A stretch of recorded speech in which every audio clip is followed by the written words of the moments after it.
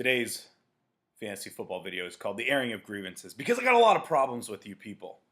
First, I want to start with a disclaimer. I really intended to have a 6-year-old female named Rosie in my video, but I actually asked Vic Paredes if I could borrow his van that said free candy on the outside to go get Rosie, but he was in use. It was in use. So sorry, I don't have a 6-year-old. There will be no 6-year-old prognostications. That is really just Vic handcuffing a 6-year-old and forcing her to read whatever he thinks is correct. So I'm going to apologize in advance. I want to start off by reviewing last week. We actually had a very interesting question proposed by Joe Gianosa. He said, which division is better, the Aldon Smith division or the Josh Gordon division? The answer is neither. It was a split. It was a tie. 3 wins for the Aldon Smith division, 3 wins for the Josh Gordon division last week. So we'll have to wait till next position round, which comes in week 13 after we've all played each other at least one time. So I do have some review of the matchups. Let's start with Nate Langley versus Jacob Allen. Nate actually put up 100-plus points for, I don't know, he's done it a few times this year and still lost. Jacob put up 143 points. Nate by far has the most points against. Nate, I have a suggestion for you. Stop picking up 17-year-old girls and defiling them via Tinder, and maybe your karma would improve in life and you wouldn't have a 1-6 record despite being pretty high up in the point standings. Jacob, nice win, 143 points. But to be honest, Jacob, I mean, it was Nate. We knew you were going to put up 140 points. But nice win. And Jacob, FYI, hey, we're all really impressed that you have a cute girlfriend. I mean, we are. I have no idea how she got past your micro penis.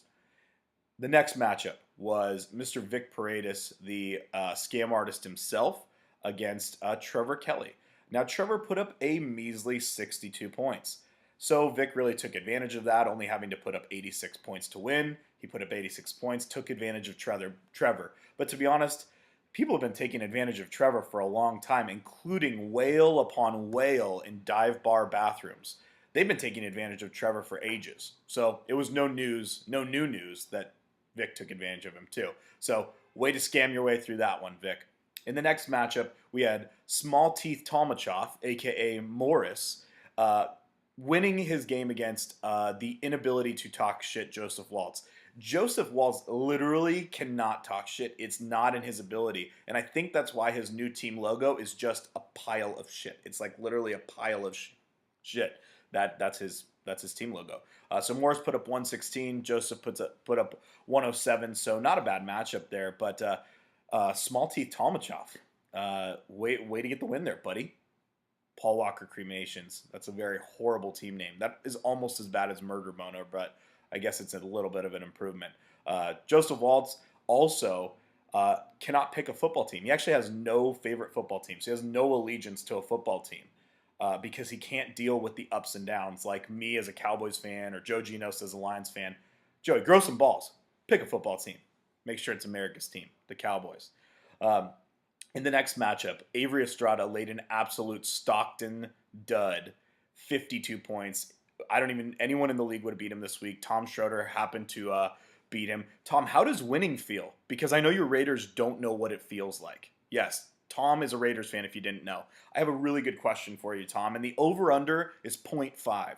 How many Raiders jerseys do you have of active players on the roster? Like I said, the over-under is 0.5, so please tell me if it's over or under. I'm guessing it's under. Rolando McClain is a great addition to our Cowboys, so thanks for not being able to coach him up to his true potential. Tom gets the win.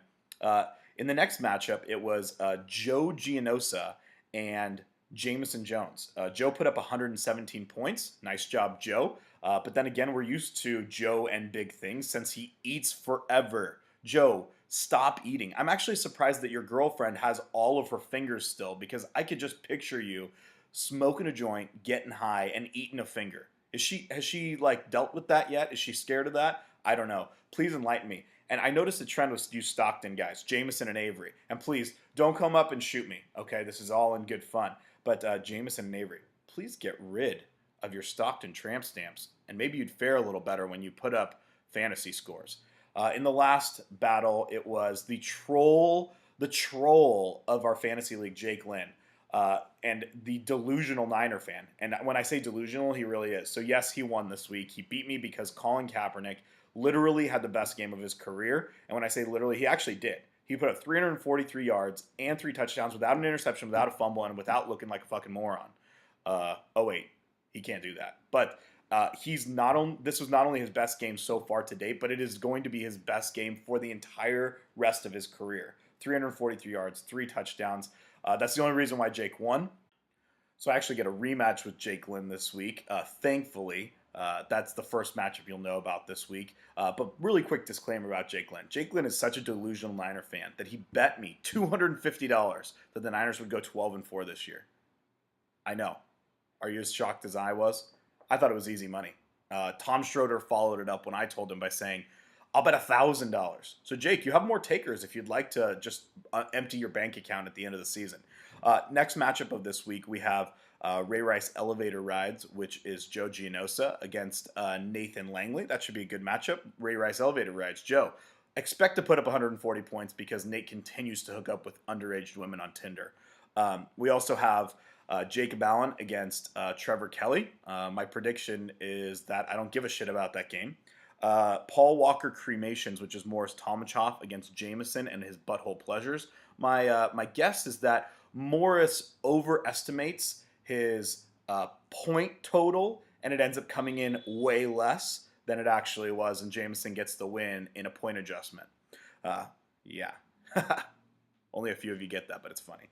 And then we've got Blunt and Bell Up and Smoke, which is Tom Schroeder against Avery Estrada, matchup of ex-bowling teammates. So good luck to the both of you. Again, don't really give a shit. And then we've got Overpriced Scam Artist business cards, which is Vic Paredes taking on Pile of Shit Joseph Waltz. Should be a good one. I estimate that one to be the closest game of the week. Expect me to beat Jake Lynn in a rematch from last week. Other than that, guys, I can tell you this league is up for grabs. That I really like that. It's ultra competitive. And if you have any questions about the site, I've basically figured out everything that you need to know. I know a lot of you have figured out the waivers process on Sunday. So feel free to hit me up. Otherwise, good luck this week, and I'll see you in the video next week.